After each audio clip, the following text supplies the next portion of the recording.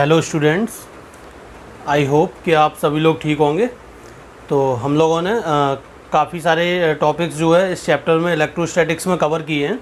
तो उसी सीक्वेंस में हमारे पास आज जो नेक्स्ट टॉपिक है वो है electric field intensity on the axis of a ring. Ring हमें पता है क्या होता है। जैसे अगर हम एक वायर को लेके ऐसे एक सर्किल की फॉर्म में इसको वेंट कर दें तो ये एक रिंग बनाता है ना। तो हमें क्या करना है, जैसे हमारे पास एक रिंग है, रिंग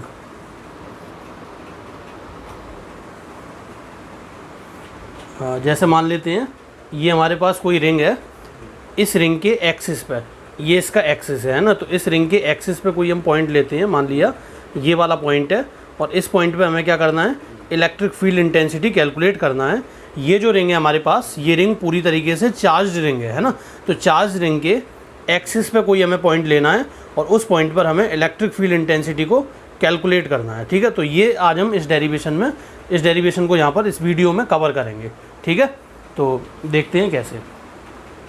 मान लिया हमने कोई, हमारे पास ये एक चार्ज रिंग है। इस रिंग की रेडियस हमने मान लिया यहाँ पे r है। अब यहाँ पे चार्ज देखो लेंथ में डिस्ट्रीब्यूटेड है, एरिया में या वॉल्यूम में। तो चार्ज हम देखेंगे तो इसकी सरकमफ्रेंस पे डिस्ट्रीब्यूटेड है। इट मीन्स अगर हम इस सरकमफ्रेंस को ऐसे खोल देंगे तो ये क्या बन जाएगा, वायर बन जाएगा। तो डिस्ट्रीब्यूशन ऑफ चार्ज जो एक तरीके से लेंथ में है, मतलब इसकी सरकमफ्रेंस पे है। तो चार्ज डेंसिटी हमने यहाँ पे यूज किया लैम्डा। अगर कोई चाहे तो इसको ऐसे भी लिख सकता है कि टोटल चार्ज कितना होगा इस रिंग पे, तो हो जाएगा लैम्डा, कितना होगा, लैम्डा इंटू 2πr, है ना। चार्ज क्या होगा, लैम्डा जो है चार्ज डेंसिटी है, मतलब चार्ज पर यूनिट लेंथ है, और कितनी लेंथ पे डिस्ट्रीब्यूटेड है, 2πr पे। उसका हम मल्टीप्लाई करेंगे तो हमें टोटल चार्ज मिल जाएगा। अब इस रिंग के एक्सिस पे कोई पॉइंट हमने लिया, मान लिया ये जो पॉइंट है ये x डिस्टेंस दूर है। इस पॉइंट पे, at this point we have to calculate the electric field intensity due to this ring. तो अगर हमें इस पॉइंट पे इलेक्ट्रिक फील्ड इंटेंसिटी कैलकुलेट करना है तो हम देखो क्या करेंगे। इसमें हमने क्या किया, हम जो फॉर्मूले लगाएंगे KQ/r² वगैरह, वो केवल और केवल उस केस में वैलिड हैं जब चार्ज पॉइंट चार्ज होगा। तो हमने क्या किया, एक छोटा सा एलिमेंट यहाँ पे कट किया। ये एक छोटा सा एलिमेंट लिया, इस एलिमेंट की वजह से इस पॉइंट पर जो इलेक्ट्रिक फील्ड इंटेंसिटी होगी that is in this direction and this is dE. As the value of this particular charge and the length of this particular element is very small, so the electric field intensity due to this particular charge is also small. So dE is in this direction. Let this angle is theta. मान लिया हमने ये angle कितना है, theta. तो ये वाला angle भी कितना हो जाएगा, थीटा हो जाएगा। इसमें किसी को कोई डाउट नहीं होना चाहिए। अब देखो जरा, ये जो हमने एलिमेंट लिया है इसकी लेंथ हम चाहें तो dl मान ले रहे हैं, और इसका जो चार्ज है वो हमने मान लिया कितना है, dq। तो dq की वैल्यू कितनी होगी, dq यहाँ से हो जाएगा लैम्डा इंटू, कितना होगा, लैम्डा पर यूनिट लेंथ का चार्ज है, तो dl लेंथ का चार्ज कितना होगा, लैम्डा इंटू dl। हम इसको q के टर्म्स में अगर लिखना चाहें तो हम इसको कैसे लिख सकते हैं, q के टर्म्स में इसको कैसे लिखेंगे अगर हम चाहें तो, देखो ये हो जाएगा लैम्डा की वैल्यू यहाँ से Q/2πr, उसको हम यहाँ पर रख सकते हैं। ठीक है, हमें पता है पर यूनिट लेंथ का चार्ज कितना है, लैम्डा। तो dl लेंथ का चार्ज कितना हो जाएगा, lambda into dl, and this is dq। तो ये जो dE हमें मिला, dE की वैल्यू को हम यहाँ पे कैसे लिख सकते हैं, dE हमारे पास होगा 1/4πε0, जिसको हम k लिख दे रहे हैं, dq/r²। r क्या होता है, r उस पर्टिकुलर चार्ज से उस पर्टिकुलर पॉइंट के बीच की जो डिस्टेंस है, इसको हम बोलते हैं r। तो ये हो जाएगा हमारे पास √r² प्लस x²। तो इसका स्क्वायर करेंगे तो हो गया r² प्लस x²। ये हमें मिला dE। अब देखो जरा, ये जो dE हमें मिला है, ये इस पर्टिकुलर एलिमेंट की वजह से इलेक्ट्रिक फील्ड है। And this ring is the combination of such type of elements. Number of elements जो इस टाइप के इस रिंग में कई सारे हैं, तो ये उन सभी का कॉम्बिनेशन है, ये जो रिंग है। तो हमें इन सभी की वजह से इलेक्ट्रिक फील्ड निकालना है। तो पहले तो हम इसकी बात करते हैं। इस dE का एक कंपोनेंट हम इधर ले सकते हैं, dE cos थीटा, और दूसरा कंपोनेंट इसका इधर आ जाएगा नीचे, that is dE sin theta. हम क्या कर रहे हैं, हम इस dE को हमने क्या किया, एक अननोन डायरेक्शन से नोन डायरेक्शंस में ले आए। First one is dE cos theta and the another dE sin theta. ठीक है, अब हम यहाँ पे आगे देखते हैं। जैसे हमने ये वाला एलिमेंट लिया है, ठीक इसी तरीके से यहाँ भी कोई एलिमेंट होगा, उसकी वजह से dE हमें किधर मिलेगा, इस डायरेक्शन में मिलेगा। उसका कॉस कंपोनेंट इधर आएगा, साइन कंपोनेंट ऊपर जाएगा, इसी तरीके से रहेगा। ऐसे ही इस वाले एलिमेंट की वजह से डी हमें किधर मिलेगा, इधर मिलेगा। उसका कॉस कंपोनेंट इधर, साइन कंपोनेंट ऊपर। तो अगर हम इस चीज़ को ध्यान से देखें तो हमें सारे डी किस तरीके से मिलेंगे, सारे डी हमें इस तरीके से मिलेंगे। अगर हम देखेंगे ध्यान से तो सारे डी हमें ऐसे मिलते जाएंगे, इस तरीके से। सारे डी हमें कैसे मिलेंगे, इस तरीके से। ये जो हमें दिख रहा है ना 3D में, थोड़ा सा इसको सोचो, ये इस तरीके से डी जाएंगे। इसको हम ऐसे देखते हैं, ये सारे डी हमें इस तरीके से मिलेंगे और इन सारे डी के कॉस कंपोनेंट तो सामने आएंगे, है ना, और साइन कंपोनेंट ऐसे फैल जाएंगे इस तरीके से। ये पूरे फैल के ऐसे फैल जाएंगे चारों तरफ इस मैनर में, ठीक है। तो ये सारे साइन कंपोनेंट एक दूसरे को क्या कर देंगे, कैंसिल आउट। तो अगर हम इसको यहाँ पे बनाएं तो साइन कंपोनेंट हमें कुछ इस तरीके से दिखेंगे, ऐसे, है ना। तो ये जो सारे साइन कंपोनेंट है, ये सारे साइन कंपोनेंट क्या करेंगे, म्यूचुअली कैंसिल आउट हो जाएंगे, है ना, एक दूसरे को कैंसिल आउट करेंगे। और सारे कॉस कंपोनेंट हमें किधर मिलेंगे, इसे इधर। मतलब ये जो शेप हमें देखने को मिल रही है, ये जो कोनिकल टाइप का स्ट्रक्चर हमें मिल रहा है, इस पॉइंट की वजह से डी इधर, इस वाले की वजह से डी इधर। अब ये रिंग ऐसे रखी हुई है तो इसकी वजह से भी तो एक डी होगा जो ऐसे जाएगा, इसकी वजह से एक डी होगा जो ऐसे आएगा। तो हमें ये कोन टाइप का स्ट्रक्चर मिलेगा। तो इस पूरे स्ट्रक्चर की अगर हम बात करें तो इसका कॉस कंपोनेंट किधर जाएगा, सामने, और साइन कंपोनेंट इस तरीके से फैल जाएंगे। तो साइन कंपोनेंट एक दूसरे को यहाँ पे कैंसिल करेंगे और कॉस कंपोनेंट हमें इस डायरेक्शन में यहाँ पे इस तरीके से मिलेंगे। तो अब हम बात करते हैं, डी हमने कैलकुलेट किया। अगर हमें ई नेट निकालना है तो ई नेट कितना होगा, E net is D E cos theta. जितने भी कॉस कंपोनेंट हैं सारे सेम डायरेक्शन में है, तो हमें ना एडअप करने के लिए इंटीग्रेशन की हेल्प यहाँ पर ले सकते हैं। तो नेट इलेक्ट्रिक फील्ड हो गया डी ई कॉस थीटा। अब डी की जो वैल्यू है उसको हम यहाँ पे पुट कर रहे हैं, तो ई नेट हो जाएगा डी कितना, k d q upon are square plus x square. और कॉस थीटा की वैल्यू यहाँ से कितनी होगी, कॉस थीटा होगा बेस अपॉन हाइपोटेनियस। तो कॉस थीटा कितना है, एक्स अपॉन दिस,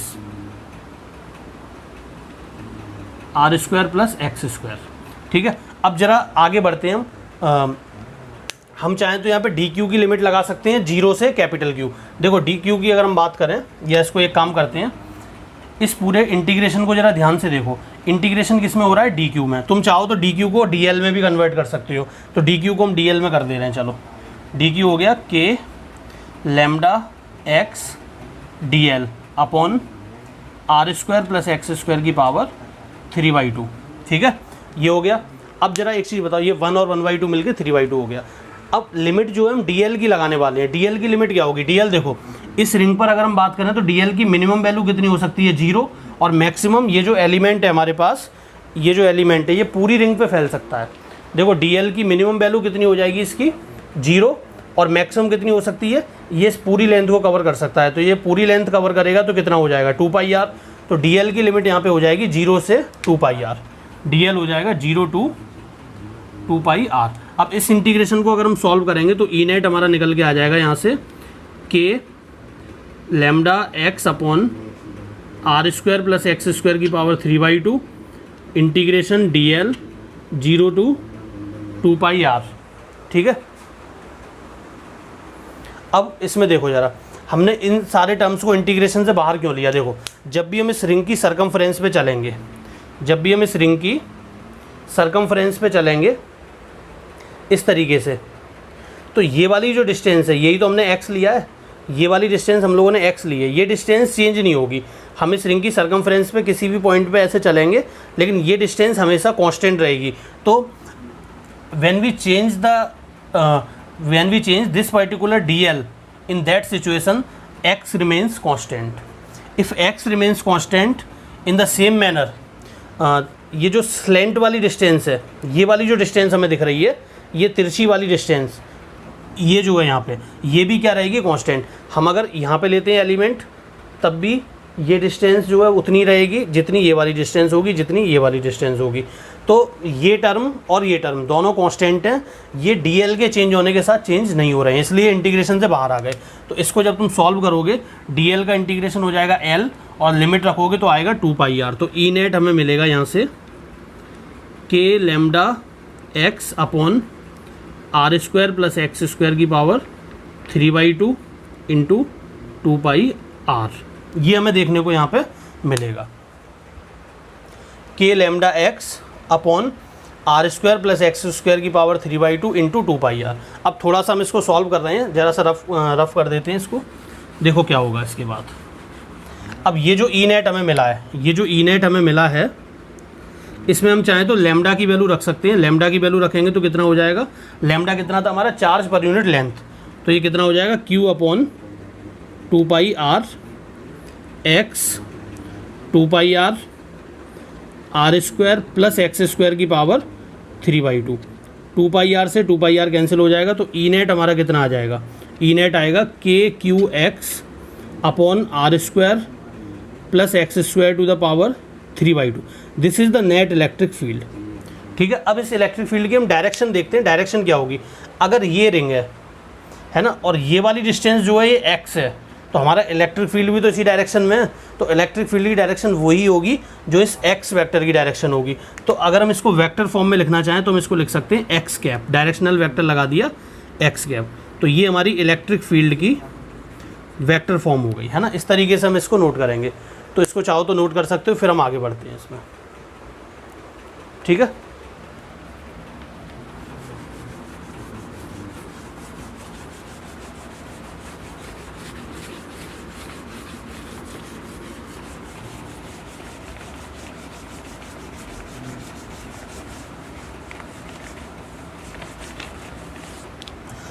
चलिए तो हम आगे देखते हैं। ये फॉर्मूला हम लोगों ने डेराइव किया, इसके बाद हम आगे की बात करते हैं और इसमें क्या क्या हो सकता है। तो ज़रा देखो, हम पहले इलेक्ट्रिक फील्ड के फॉर्मूले को लिख दे रहे हैं। यहाँ पे कितना होगा, KQX upon r² plus x² की पावर 3/2 x कैप। ये हमें नेट इलेक्ट्रिक फील्ड मिला। अब अगर हम बोलें यहाँ पर case first if x equals to 0, if x equals to 0, तो ई नेट हमें कितना मिलेगा, तो ई नेट हमारा हो जाएगा, अगर हम x की वैल्यू 0 रखेंगे तो ई नेट हो जाएगा 0, ई नेट हो जाएगा 0, x अगर 0 पुट करोगे। Second case second, if x tends to infinity, if x tends to infinity, तो अगर हम लिमिट लगाएंगे इसमें x टेंस टू इन्फिनिटी की, ये जो ई नेट का फॉर्मूला है हमारे पास, इसमें अगर हम x टेंस टू इन्फिनिटी की लिमिट लगाएंगे तो हमें ई नेट कितना मिलेगा। तो ज़रा देखो इसमें, तो ई नेट हो जाएगा limit x tends to infinity KQX upon r² plus x² की पावर 3/2। तो इसमें हम x की जगह जब इन्फिनिटी रखेंगे तो ये भी निकल के आएगा 0। ठीक है, तो ये ई नेट यहाँ पे निकल के आ जाएगा फिर से 0। ठीक है, तो देखो x की जगह पे जब इन्फिनिटी रखोगे तो यहाँ पे क्या होगा, ये 1/x² x³ जैसा टर्म आएगा, है ना। तो अगर हम यहाँ पे इसमें रखेंगे तो ये 1/∞ कुछ बनेगा और ये चीज़ हो जाएगी 0। तो ये भी इस केस में ई नेट हमें मिलेगा 0। तो इससे हुआ क्या, इससे ये हुआ, फर्स्ट वाले केस में अगर हम देखें, जैसे हमने एक रिंग ले ली और बिल्कुल इसके सेंटर पे कोई पॉइंट ले लेते हैं, इस पॉइंट पर, तो इस पॉइंट पर ई की वैल्यू कितनी होगी, 0। कैसे 0 होगी, देखो ज़रा, इस पॉइंट पर इस चार्ज की वजह से इलेक्ट्रिक फील्ड किधर होगा, इधर, इसकी वजह से इधर, इसकी वजह से इधर, इस वाले की वजह से इधर, इस एलिमेंट की वजह से इधर, इसकी वजह से इधर, तो नेट हो जाएगा 0। ई नेट हो गया इस केस में 0। ठीक है, इन्फिनिटी पे ई नेट क्या है, यहाँ पे 0 है। अब हम क्या करते हैं, यहाँ पे ग्राफ ड्रॉ करेंगे इलेक्ट्रिक फील्ड इंटेंसिटी और x के बीच में। तो अब हम ग्राफ पे आते हैं। हमने देखा कि x इक्वल्स टू 0 पे इलेक्ट्रिक फील्ड इंटेंसिटी की वैल्यू क्या होगी, 0, और x इक्वल्स टू इन्फिनिटी पर इलेक्ट्रिक फील्ड इंटेंसिटी की वैल्यू वो भी क्या होगी, 0। तो अब हम ग्राफ बना रहे हैं E और x के बीच में। तो हमने क्या किया यहाँ पर, पहले तो हमें एक चीज़ बताओ ज़रा, जैसे अगर ये रिंग है और इस पर चार्ज है पॉजिटिव चार्ज, ठीक है, इस तरीके से पॉजिटिव चार्ज है, ये इसका एक्सिस है, इस पॉइंट पर इलेक्ट्रिक फील्ड की डायरेक्शन क्या होगी, इस पॉइंट पर इलेक्ट्रिक फील्ड की डायरेक्शन इधर होगी, इस पॉइंट पर इलेक्ट्रिक फील्ड की डायरेक्शन इधर होगी। अगर इस रिंग के पास नेगेटिव चार्ज होता तो इलेक्ट्रिक फील्ड की डायरेक्शन क्या होती, इस पॉइंट पर अंदर की तरफ और इस वाले पॉइंट पर अंदर की तरफ। ये चीज़ हमें थोड़ा सा ध्यान रखना है, ये इलेक्ट्रिक फील्ड की डायरेक्शन होगी। फॉर्मूला जो हमने लिखा वो क्या लिखा, E equals to KQX upon r² plus x² to the power 3/2 x cap, ये हम लोगों ने लिखा है ना। तो ये हमारा नेट इलेक्ट्रिक फील्ड है किसी भी पॉइंट पर, एक्सिस पर, जो x डिस्टेंस पे कोई पॉइंट है वहाँ पर। ठीक है, R is the radius of this particular ring. अब हम क्या करेंगे, ये इलेक्ट्रिक फील्ड इंटेंसिटी और एक्स के बीच में हम ग्राफ ड्रॉ करने जा रहे हैं। देखो ई का फॉर्मूला जो हमें दिया हुआ है, इस ग्राफ की हम ज़्यादा यहाँ पे बात नहीं करेंगे क्योंकि ये मैथमेटिकल है और मैथमेटिक्स का टॉपिक है, फिर ये लेक्चर मैथ का हो जाएगा, है ना। देखो पहले तो हम इस ग्राफ को देखते हैं ध्यान से। अगर हम x की जगह -x यहाँ पे रखते हैं, अगर हम x की जगह -x रखते हैं तो हमें ग्राफ कैसा मिलता है। जैसे हमें पता है कि किसी फंक्शन में f -x रखने पे अगर -fx आ जाता है तो उसको हम बोलते हैं ऑड फंक्शन, और ऑड फंक्शन का ग्राफ जो है वो कैसा मिलेगा हमें, इस वाली लाइन के अबाउट सिमेट्रिक मिलेगा, मतलब जैसा इधर होगा वैसा ही इधर होगा, इस तरीके से। तो ये ऑड फंक्शन है या नहीं, देखो जरा, x की जगह -x रखोगे तो यहाँ तो कुछ बदलेगा नहीं, -x यहाँ रखोगे तो वो माइनस जो है बाहर आ जाएगा, तो ये तो ऑड फंक्शन है, ठीक है। तो ऐसे बहुत सारे फैक्टर होंगे जिनके हिसाब से हम इस ग्राफ को डिसाइड करेंगे, है ना। कंटिन्यूटी देखेंगे, डिफरेंशिएबिलिटी देखेंगे, तो बहुत सारी चीज़ें हम यहाँ पे देखेंगे, तो उसको हम यहाँ पे डिस्कस नहीं कर रहे हैं, बस एक बेसिक आइडिया दे रहे हैं। बाद में तुम्हें ये ग्राफ जो है याद रखना है। जो मैथमेटिक्स के स्टूडेंट है वो मैथमेटिक्स के हिसाब से इस चीज़ को देख सकते हैं, ठीक है। वो फिर मैथ का टॉपिक हो जाएगा, ग्राफ बनाना, है ना, तो वो तुम मैथ में देख सकते हो। अभी हम थोड़ा सा यहाँ पे बता दे रहे हैं जिससे अंडरस्टैंडिंग यहाँ पे क्रिएट हो सकती है। देखो x = 0 पे e की वैल्यू क्या है, 0, x = इन्फिनिटी पर e की वैल्यू जो है 0 है। अब हम देखते हैं कि इस इलेक्ट्रिक फील्ड की वैल्यू मैक्सिमम कहाँ पर होगी। तो मैक्सिमम या मिनिमम होने के लिए हम क्या करेंगे, dE/dx जो है इसको 0 के इक्वल रखेंगे, dE/dx को 0 के इक्वल रखेंगे। अब इसमें हम कर क्या रहे हैं, हम इलेक्ट्रिक फील्ड इंटेंसिटी का विद रेस्पेक्ट टू x जो है वो डिफरेंशिएशन कर रहे हैं। हमने x के रेस्पेक्ट में e का डिफरेंशिएशन क्यों किया, हमें x की वो वैल्यू चाहिए, हमें x की ऐसी वैल्यू कैलकुलेट करना है जिस पर इलेक्ट्रिक फील्ड इंटेंसिटी की वैल्यू मैक्सिमम या मिनिमम हो। तो जिसकी वैल्यू कैलकुलेट करना है उसके रेस्पेक्ट में डिफरेंशिएशन किया जाएगा। किसका डिफरेंशिएशन होगा, जिसकी वैल्यू को कैलकुलेट करना है और जिस पॉइंट पर कैलकुलेट करना है। मतलब x क्या है, x वो पॉइंट है जिस पॉइंट पर हमें इलेक्ट्रिक फील्ड इंटेंसिटी की मैक्सिमम या मिनिमम वैल्यू होगी, वो पॉइंट हमें कैलकुलेट करना। बात समझ में आ रही होगी ना। हमसे पूछा है कि इलेक्ट्रिक फील्ड इंटेंसिटी की वैल्यू मैक्सिमम या मिनिमम किस पॉइंट पे होगी, तो जिस पॉइंट पे किस पॉइंट पर होगी वो पॉइंट यहाँ आ जाएगा। मतलब x की किस वैल्यू पे होगी, इसको ऐसे समझो कि x की किस वैल्यू पे, at what value of x electric field intensity will be maximum और मिनिमम। तो जिसके लिए पूछा है उसको हम नीचे ले आएंगे और इलेक्ट्रिक फील्ड इंटेंसिटी का डिफरेंशिएशन करेंगे।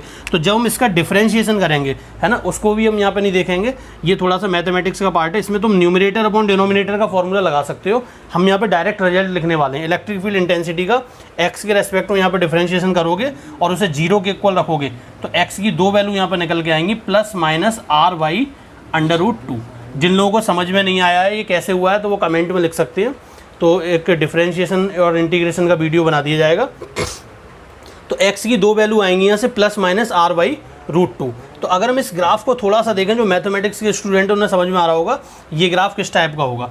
ये ग्राफ 0 से स्टार्ट होता है, फिर मैक्सिमम वैल्यू तक जाता है और उसके बाद ये किधर चला जाता है, फिर से 0 की तरफ चला जाता है। अब क्योंकि ये ग्राफ ऑड फंक्शन का ग्राफ है तो ये इसी तरीके से यहाँ भी हमें देखने को मिलेगा, ठीक है।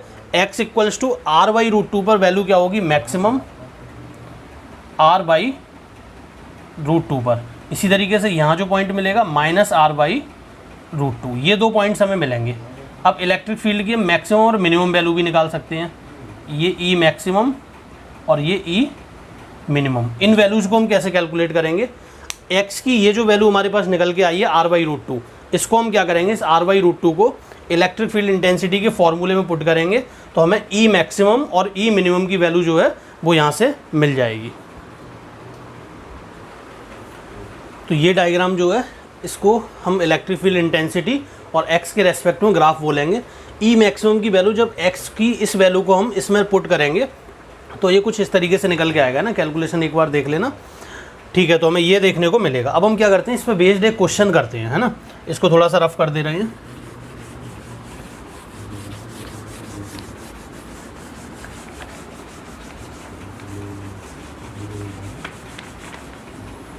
क्वेश्चन जो है वो कुछ इस तरीके से है, देखना जरा इसको ध्यान से। ये एक रिंग हमें दी हुई है ना। इस रिंग की रेडियस r है,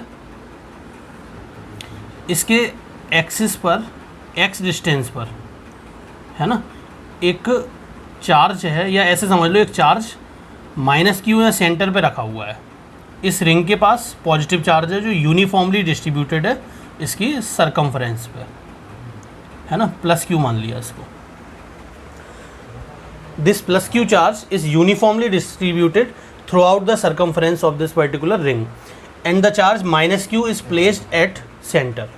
हमने क्या किया, इस माइनस क्यू को स्लाइटली डिस्प्लेस कराया। पहले तो ये बताओ, ये माइनस क्यू जो है वो इक्विलिब्रियम में होगा या नहीं। हमें पता है at the centre of ring electric field intensity is zero. If electric field intensity at the centre point is zero, so the net force acting on this particular charge minus Q is also zero. तो इस minus Q पर लगने वाला net force क्या है, zero होगा। तो ये चार्ज इक्विलिब्रियम में है। अब हमें चेक करना है whether it is stable equilibrium और अनस्टेबल इक्विलिब्रियम। हमें चेक करना है कि इस माइनस क्यू चार्ज का जो इक्विलिब्रियम है वो स्टेबल इक्विलिब्रियम होगा या अनस्टेबल इक्विलिब्रियम होगा। तो क्या तरीका तुम्हें बताया था इसको चेक करने का। हमने क्या किया, इसको यहाँ से डिस्प्लेस करके मान लिया हम इस पॉइंट पे लेके आते हैं, इस माइनस क्यू को हम यहाँ से इधर ले आए। तो क्या होगा, जब हम इसको इधर लेके जाएंगे तो इस पॉइंट पर अगर तुम देखोगे तो इलेक्ट्रिक फील्ड इंटेंसिटी किधर होगी, इस पॉजिटिव चार्ज की वजह से इलेक्ट्रिक फील्ड इंटेंसिटी तो इधर होगी। लेकिन हमें पता है कि नेगेटिव चार्ज पर इलेक्ट्रिक फील्ड की अपोजिट डायरेक्शन में फोर्स काम करता है। The force acting on negative charge is in opposite direction of electric field intensity. So the force acting on this minus Q charge is leftward. कितना force काम करेगा इस पर, Q इंटू ई, ये इस पर लगने वाला फोर्स होगा। अब जरा एक चीज़ देखो, हमने क्या किया, इसको इसकी इक्विलिब्रियम पोजीशन से राइट साइड में शिफ्ट किया, but there is a force Q into E existing here which always try to move this charge at its equilibrium position. So this force will act as restoring force here. तो ये जो QE है ये क्या करेगा, इस charge के लिए रिस्टोरिंग फोर्स होगा, because this force has a tendency to move this charge back to its original position. तो ये चार्ज जब इस पोजीशन पे वापस लौटेगा। सिमिलरली हमने जब इसको इधर डिस्प्लेस किया, यहाँ पे लेके आए माइनस क्यू को, तो इस पॉइंट पर इलेक्ट्रिक फील्ड इंटेंसिटी इधर होगी, लेकिन इस पर फोर्स किधर लगेगा, इस डायरेक्शन में। तो फिर से क्या होगा, वापस आ जाएगा। So this equilibrium position of this minus Q charge is stable equilibrium. इसका जो इक्विलिब्रियम है वो कैसा है, स्टेबल इक्विलिब्रियम। तो अब हम क्वेश्चन पे आते हैं कि क्वेश्चन क्या है। क्वेश्चन में बोला गया है कि if minus Q charge is displaced slightly from center of ring along its axis and released, then find time period of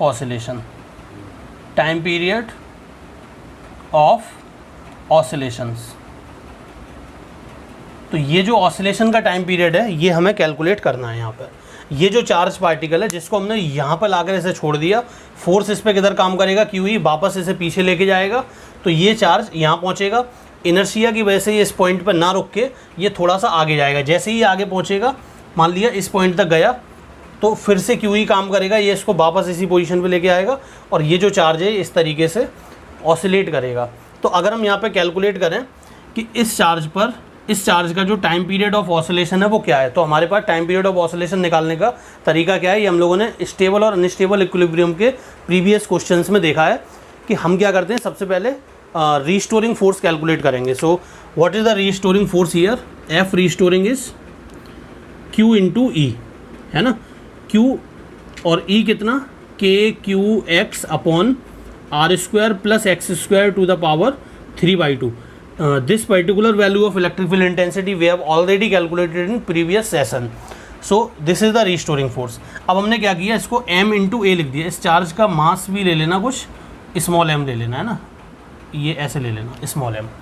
तो a यहाँ से कितना निकल के आया, एक्सीलरेशन हमारा आया k capital Q small q upon m x upon R² plus X² की पावर 3/2। ये एक्सीलरेशन है। अब जरा एक चीज़ देखो, अब हमें देखना है कि ये SHM होगा या नहीं, है ना। जब ये क्वेश्चन पूछा गया था तो हम ऑप्शन इसी तरीके से फ्रेम किए थे। एक ऑप्शन में बोला था कि यहाँ SHM होगा और उस SHM का टाइम पीरियड इतना होगा।